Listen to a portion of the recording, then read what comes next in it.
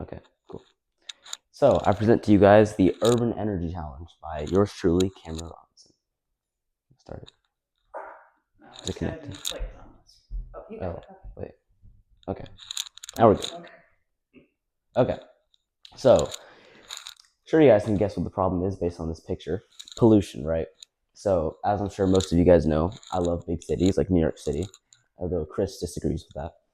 But so, as these big cities grow, like New York City, and the populations increase, so do the energy demands. So, as you can see at night, cities are powered and there's lots of lights, skyscrapers, things like that.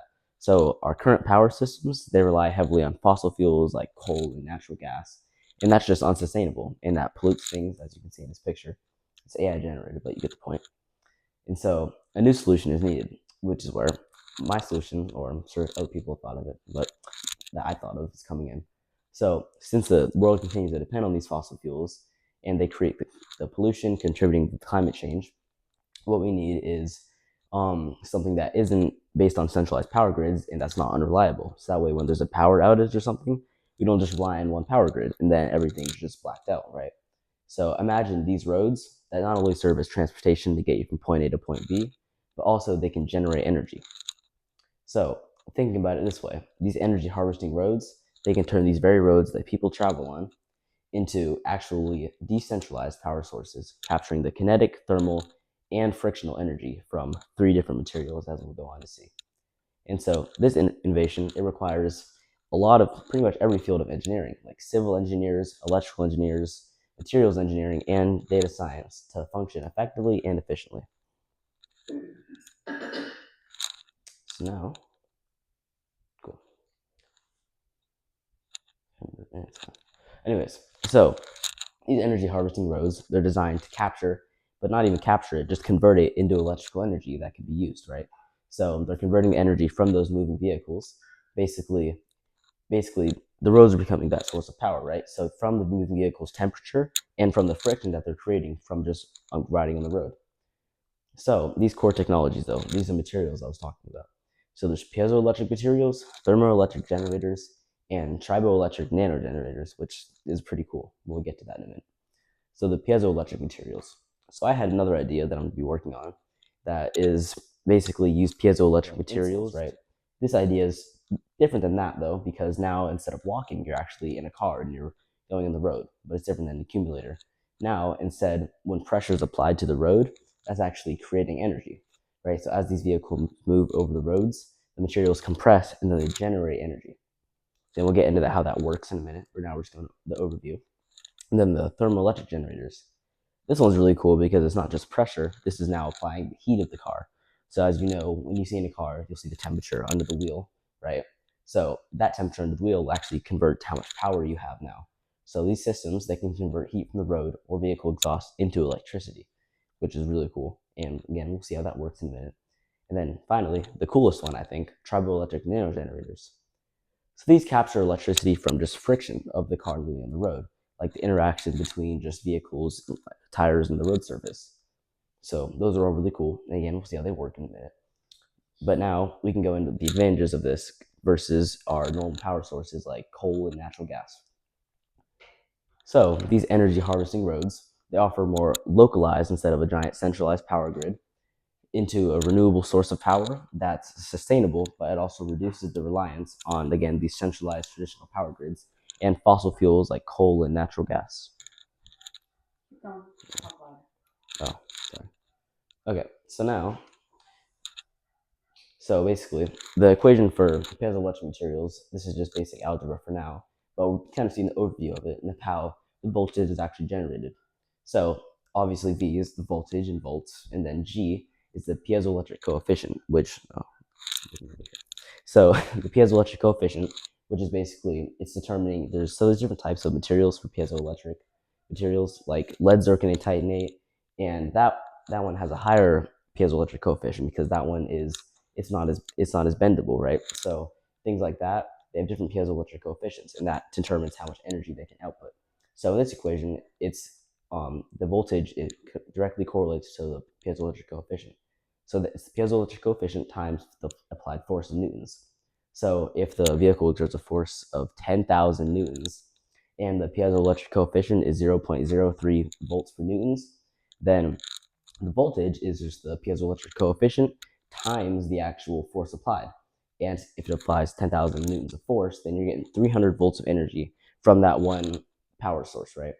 And now the thing is about these roads, it's not just going to be like every road that you drive on, every single millimeter of the road is going to have these power sources. There's going to be different collecting points, as Dad brought up.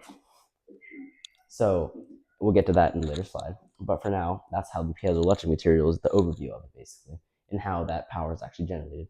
So now, in the thermoelectric generators, again going over more of the basic equations for it, the power output in watts equals the thermoelectric efficiency times the heat flow. So if the efficiency is 5% or 0.05, and then the heat flow is, let's say, 1,000 watts, right? So now our equation, the power output is 0.05, which is the thermoelectric efficiency, times the heat flow, which is 1,000 watts, getting you 50 watts of power from that thermoelectric generator.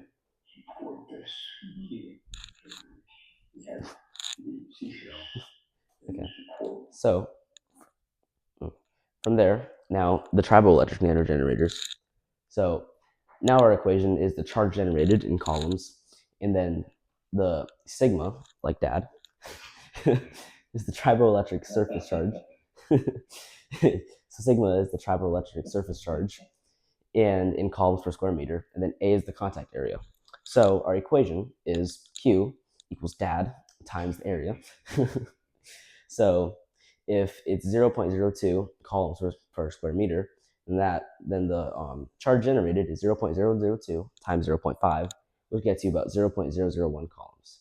So now thinking about all of that, that's the power generated from that one collecting point, right? So there'd be 3 layers, and we'll get into the later slides, but there's 3 layers basically.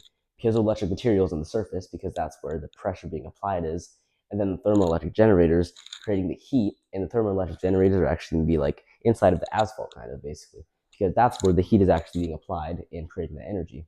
And then finally, the triboelectric nanogenerators, which are going to be on a lower level, and then those, again, from the friction. So a lot of those, they work hand in hand, which is really cool. Nope. Okay. So now, so I'm going to go in the next 3 slides, piezoelectric technology, and then going through each material. So for now, we're starting with piezoelectric. So the mechanism, so now actually getting into how they generate power. So the piezoelectric crystals, they generate energy when the pressure is applied, obviously. And the force exerted by these vehicles is from that. Those crystals, they convert into electrical energy from those internal dipole moments when the pressure is actually applied. It creates a spark, basically, which is really cool. So, but in the math version of it, basically, the force is modeled by the vehicle weight, we'll call that W, and then displacement, which is X. But that depends on the road surface response, right? So then the voltage generated, that's going to be V of T equals G. And then, so the format here kind of sucks because I can't really format stuff on a computer. So basically, it's G, piezoelectric coefficient, times the integral. Now, these are values, actually, the values of the integral. So it'd be the value T and the value 0. And then the actual equation starts after. It's the df over dx, and then dx, which is what it's relating to. So the T and 0 is, I don't know if that makes sense, but those are the values for the integral. So that's the equation, right? That kind of didn't make sense, but it's fine. So then the calculation, make more sense now. So the truck, the weight is 15,000 newtons, and it moves across a piezoelectric strip of length 3 meters, and the piezoelectric coefficient, which is G in the equation, of 0.2. So now our force distribution is f of x equals w times cosine of pi x times L. So x is the displacement and L is the length. Then displacement per meter is 0.01 mx. The voltage is V equals G times the, so then again, those are the values. So since we have T, it really doesn't make sense when you look at it. Here, I'm gonna come on this side. So you guys can see my screen. So basically, for the voltage, as I'm looking at under calculation, the 0 and the 3 are both the values. So 0 goes in the bottom of the integral, 3 goes in the top of the integral. And then those are going to be applied later. So now we're starting off at 15,000 times cosine of pi times the displacement times 3, and then dx.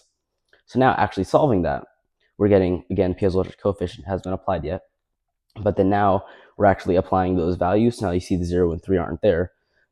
Now what we're doing is, since the 0, what you do is you apply the top value and the bottom value, and you subtract them from each other. And since 0, it multiplies everything else, so it's just 0. So minus 0 doesn't really do anything. So all we're doing is multiplying the whole function by 3. So 15,000 times 3 times pi sine of integral, or not integral, pi of displacement times 3. And you'll notice that cosine switched from sine because we already computed the integral now. So you take the integral of cosine, you're getting sine. So now from there, just basic math now, we haven't applied the piezoelectric coefficient yet, which is g, but now just multiplying 15,000 by the 3 sine of pi times displacement 3, we're getting 45,000 pi. And then from there, multiplying it by the 0.2, you're getting 2,860, I put voltage twice, 2,865 volts. There's two V's there, I don't know why that happened. And then now, go back to this side. Now we're getting, so that's the calculation, right? That's the example problem. Going more into the actual calculus behind it and how that works, right? How we're actually creating that energy from the piezoelectric technology. So now the energy storage, though. We created this energy, that's great, but energy doesn't really work if you have no place to store it, right? So the energy storage and the collection. So there's collector points where the piezoelectric strips are in the road. And so these embedded piezoelectric systems in these grids, they're under the asphalt and they connect to these DC capacitors, right? And then an inverter will convert the DC energy into the AC, which is alternating current, and then feeding it into a local substation. So it'd be like, basically that's the collecting point, putting into a substation for either immediate use, powering something, or storing it in a grid, so grid storage. So this is the piezoelectric part of it, right? But that's only a third of my idea. Nope. Yeah, exactly. So it's top layer. So I'm kind of going like order of the layers. There we go. That's how you go forward. So now I'll go back to this side so you can see better. So now we're going into thermoelectric generators for heat capture, right? So vehicle movement, it generates heat, right? We all know that. That's what friction does. But more importantly, friction's the triboelectric nanogenerators. For now, we're just focusing on heat. But I'm going to stop right here and say what's cool is that the friction that's creating the heat. So in turn, the friction from the road is powering the thermoelectric generators, and then in turn from that heat, it's the friction powering the triboelectric nanogenerators. So those two work hand in hand. It's like peanut butter and jelly. So since this vehicle movement creates heat, obviously, now we're creating a temperature gradient across the thermoelectric generator. So the Seebeck effect transforms this gradient into electrical energy. You might be thinking, what's a Seebeck effect? Seebeck effect. Well, I know what that is. So that's the phenomenon where you never saw that, where a temperature difference between two different conductive or semiconductive materials generates a voltage, right? So it's one of the primary thermoelectric effects, and it's the foundation of thermoelectric generators in general, right? So that's really important to this. So now, getting into the math side of it, just explain what the Seebeck effect is. I can't say that right. Seebeck effect. So now, the actual math part behind it. So P equals that, again, thermoelectric efficiency, times A, the contact area, times K, times delta V, times D, times dA. So that's basically in the integral what that's relating to, right, in respect to. So now, that's where the delta T is the gradient, and A is thermoelectric generator surface area. So again, another example. So now that we know the actual formula behind it and what the Seebeck effect is and how that power is generated, now an example. So let's say there's a 5 square meter thermoelectric generator with the K equals 0.25 watts per meters over K, right? And then the delta T equals 30 K over M, and then the thermoelectric efficiency is 0.07.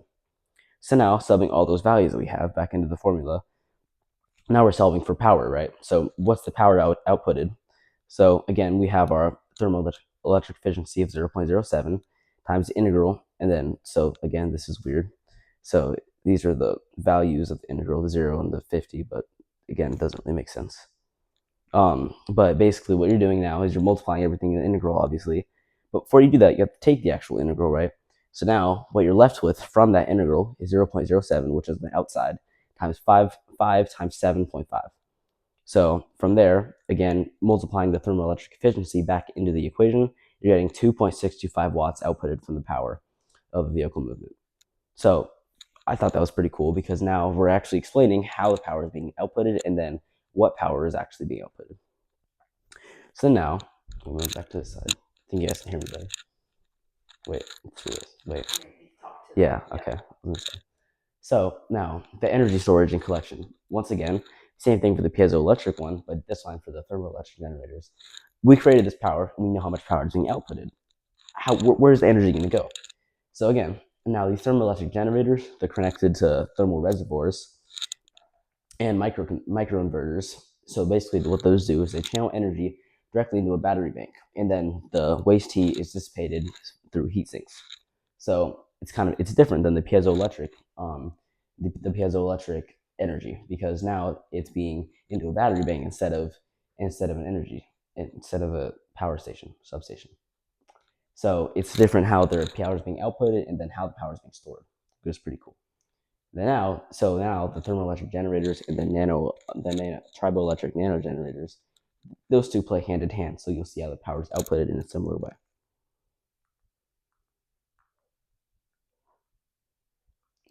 Oh, wrong way. There we go. Okay, sorry about that.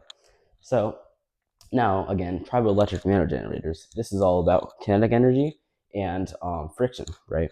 So kinetic energy, of kinetic energy of moving vehicles, it's mainly converted to, not mainly, I'd say partially converted to electrical energy from those triboelectric interactions, right? So we all know what the formula for kinetic energy is. It's 1/2 times mass times velocity squared, right? So from there, the energy converted by those triboelectric nano generators depends on the velocity, right? So V of x. So our formula, once again, we have Q of T, which is the heat flow, equals, okay, so again, it doesn't really make sense. So the T and the 0 there before sigma or dad is, so the T would be on the top of the integral and then 0 on the bottom. So then those are the values, right? So it really starts at sigma times V of x times f of x times d of x. So that makes sense. So now in the example, so now that we know again how the power is being generated and how the power is actually, what the formula is for that power. Now let's say for a car of mass like 1,500 kilograms, let's say, now going into different units now. So now let's say the velocity is 20 meters per second, and the surface charge density is dad equals 0.003 coulombs per meter squared, and then friction, the f of x, that's what that function is 600 newtons, right?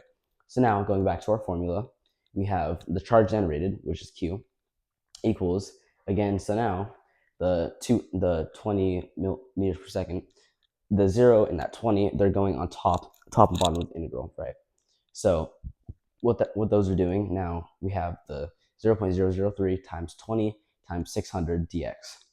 So then from there, all you're doing is you're multiplying that and then solving the integral, which is really basic. All you're pretty much doing is just multiplying here. And then from there, you're getting the charge generated, which is 72 coulombs.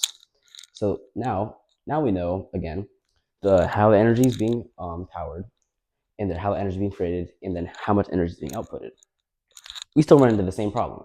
How are we going to get that into somewhere? Like, we can't just leave energy laying in the road. It's not how it works. So we have to actually store the energy somewhere, right? So again, these triboelectric nanogenerator arrays, they connect to supercapacitors, so kind of like thermoelectric generators, but instead now it's for rapid storage. And then the energy sent through inductive power transfer, and then to the main grid, or to like on-road applications for immediate use, like streetlights. So these can be used for all different applications, but they're all outputted different ways and they're all created different ways. But they all work hand in hand and they're all in the same 3 layers, which is really cool. So now, moving on, I do that every time. So now, again, we've already seen each one of the layers, but now how will this actually work? How are these actually being powered? How are these being outputted? How is everything happening? So since these are now we went over the actual 3 layers, but now going into the 3 layers of how they actually work, instead of just saying piezoelectric, thermoelectric, triboelectric nanogenerators. The 3 layers are actually, so the first one for the piezoelectric is the sensing layer. So again, piezoelectric coefficient or piezoelectric crystals, they're used for like pressure plates kind of. So let's say you're trying to, let's go Indiana Jones here.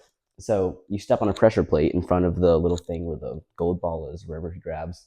And once he steps on that pressure plate and the ball's on the pressure plate, he takes it off. That's what the piezoelectric crystals are coming in. They're sensing how the weight going on and off, and it's creating the energy to release the giant ball that chases him. If you guys know that movie, I'm sure you do. So from there, the sensing layer is those piezoelectric crystals, the thermoelectric modules, and then the triboelectric nanogenerators. They all collect the energy, right? But then the conversion layer, so now this is where the energy is being actually converted into storable energy. So that's the AC-DC conversion, alternating current, direct current, and that conversion and the energy optimization occur here. And then finally, I'd say the most important layer, the distribution layer. So now, again, the smart grid technology has to ensure that the seamless energy integration into the power network, right? So that's make sure that the energy that's already been converted actually gets into its final destination spots. So it's being transferred into the main grid, into these substations. So things like that.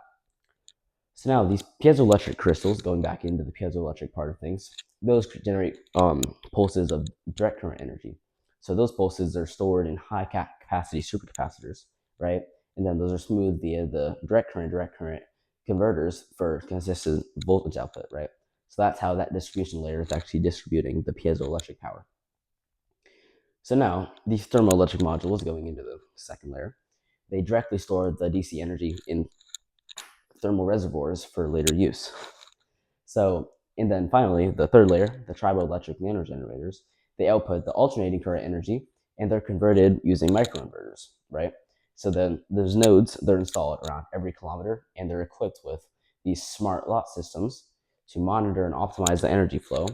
And then inductive power transfer modules, again, to wirelessly feed the grid of where that power is being outputted. And then finally, so now going into how this is all being outputted, that aggregated energy that's routed to the substations, kind of like where the piezoelectric is being outputted. So those substations for the underground cables. Mm-hmm. So, and then the excess energy is stored in these grid scale batteries, and then for the peak demand use, right? So it can be used for different things, not just overhead like street lights and being powering buildings and stuff. It can now be used for subway systems, things like that, faster rails. So a lot of those kind of concepts. And then now, move this and move you guys in the middle. Okay, so now, basically, now we have all this energy that's being outputted, right? So as we saw in this, all that energy is being outputted and being distributed to different areas, like substations, underground, going through main grids, things like that, right? So that energy generated from the piezoelectric elements is proportional to that force. And so that depends on the traffic density, which is P of X comma T. And now it's kind of going into the Runge-Kutta method a little bit and defining the relationship between X and T. And so now we're going to kind of physics almost. So now that energy generated, again, so now that first integral where you see E equals the integral of 0L, 0 is supposed to be in the bottom, L is supposed to be on the top. So it's a double integral here using the Runge-Kutta method. So 0 on the bottom, L at the top. And then the second integral, besides that, is 0 is supposed to be at the bottom, T at the top. And then K times F of X comma T dx dt. That's the actual equation. So 0 and T is on bottom and top, 0L bottom and top. That's that equation. And then again, describing each coefficient, or not variable. So now K obviously is the piezoelectric efficiency factor, and then energy per unit force. And then F of X comma T is describing that relationship between X and T in the Runge-Kutta method, and then describing the power output of X comma T, and then times V times the piezoelectric coefficient times M. And then P of XT, that's the traffic density, the vehicles per M. Obviously, V is velocity. And then G, gravitational acceleration, and then M is the average vehicle mass. So now substituting the F of xt, now since we have that, we're substituting into the equation E, and then again, 0 is in the bottom in the last equation of the slide. 0 is on the bottom, L is on the top, 0 is on the bottom, T is on the top, and then K times P of xt times V times G times M dx and dt. So this is describing basically how this energy can be outputted to different places, right? So we have the energy from the piezoelectric elements, and the force F is what was substituted. So now, basically, this equation, it can describe how everything is being outputted. And meeting will end in 10 minutes. Okay. Now, every freaking time. You're okay. Okay. So now, I'm going to move you guys to the side again. You can hit minimize on that. Oh, that's cool. Interesting. I can see you guys over there. Okay, so so that equation that we just solved for, we'll go back to that if I can. So this equation right here describes how the power is being outputted. But now we run into the optimization problem, which I thought of because I'm so smart. So, so to maximize the energy, we have to impose constraints on the actual traffic flow, right? The conservation of vehicles. So the total vehicles over time interval t, so we'll have t as the time interval, and the road length we'll call that L. So now we have another confusing equation. So it's basically the same as this one. Nope. Same as this one. Same as the bottom equation, bottom right. But now instead we're going into the again 0 is the L, 0 on the bottom, L on the top, 0 on the bottom, T on the top, and then the traffic flow times dx of dt equals n. Now n is the new variable that we have. N is the total number of vehicles, right? So again, this is what our conservation of vehicles is. This is our optimization problem. So in our traffic flow dynamics, the change in the traffic density over time, it has to be governed by this continuity equation. Now this is where it gets a little tricky. So now we have this kind of confusing equation, but what it is, it's two fractions, right? And then, so those two fractions, what they're doing is this is actually, it's kind of governing traffic flow, right? So if we have our optimization problem, what this equation is doing is basically, it's kind of solving it, but then what we have to do, which I'll get into in a minute, is use the Lagrange multipliers, right? So from that equation, what we have to do is use the Lagrange multipliers. And for reference, the method of Lagrange multipliers, it's mainly a technique that's used in calculus to find the local maxima and minima of actual function subjects. So that way, because it's subject to one or more constraints, right? So that's what the Lagrange multipliers is used for. It's to find the minima and maxima of those constraints. And it's mainly used in optimization problems such as this, where the constraints are expressed as the equations, as that equation describes, the continuity equation. So using that Lagrange multipliers, it makes everything a heck of a lot easier, right? So now the functional to maximize becomes, so now we have the minimum and the maxima. What we need to maximize becomes, so it gets little again, same equation basically as our, this equation at the bottom. But so now it's on the Lagrange multiplier equals the, again, 0 on the bottom, L on the top, 0 on the bottom, T on the top. And then now we have K times P times V times G times M dx of dt. But now instead of that, now we're subtracting by the minima. So now we have lambda times the integral, again, 0 on the bottom, L on the top, 0 on the bottom, T on the top. So those two integrals, then times the actual traffic flow times dx, and then dt, what we're solving in respect to, minus the total number of the vehicles. So now that's our optimization problem, right? So our basically that's our traffic problem. That's our giant equation using that method. So now again, what we can do though, we can simplify that equation a lot by taking a derivative with respect to p. So from there, we have sigma L over sigma P, again, dad, equals K times V times G times M minus lambda equals 0. So now we have all of those. And now, again, just basic algebra here, we're solving for P, right? So what do we have to do? We have to divide. So now what we get on the other side is a total number of vehicles times K times V times G times M. And that's what our traffic flow is, right? So that's our optimized equation. But again, what does that mean? So if lambda is constant, the traffic flow is in uniform. So that implies that the maximizing the energy requires a steady flow of vehicles at a constant speed. So that's what that means basically. So when lambda is constant, traffic flow is in uniform. That's what that equation optimized for us. So when velocity varies with the position or displacement x or time t, and again, as we use by the Runge-Kutta method, what traffic flow is determining the relationship between displacement and time, right? So it must adapt. For example, so if vehicles are slowing down in traffic, the traffic jams increase. That's the relationship. Vehicles slow down, traffic jams increase. And then the same thing, when vehicles speed up, there's no more traffic jams, the traffic jams decrease, right? Or accidents increase. That's another factor.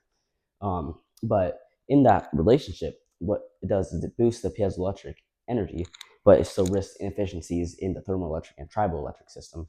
So it's kind of like what is it? Choose your fate. I don't know. Choose your, I don't know. Adventure. Sure, let's go with that. So basically, this analysis that we have from the optimization, it helps engineers design these road energy systems, the civil engineering part of it now. by regulating the traffic. So now traffic lights and smart poles can be used to adjust the flow to maintain optimal P of x over t. So then that traffic flow is determining the relationship between that displacement and the time. So that makes it optimal, right?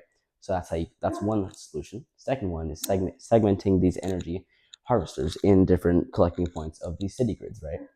So these high density regions, like intersections going from West 53rd to 3rd Avenue or things like that, one big intersection, right?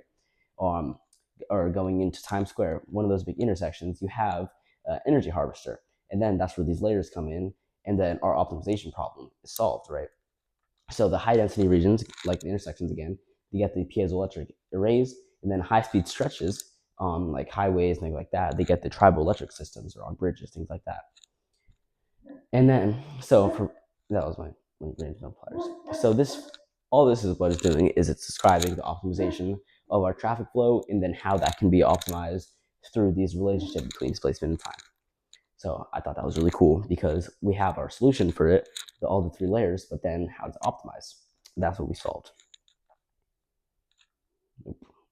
Yes. So now, in conclusion of this amazing presentation, so the energy harvesting roads, they can demonstrate the synergy of the piezoelectric, thermoelectric, and triboelectric nanogenerator systems, which is really cool. Calculus and physics, they can optimize these traffic dynamics in certain ways that we didn't think that was possible. So now what I would say is, here's my question. How would you contribute to building this future, right?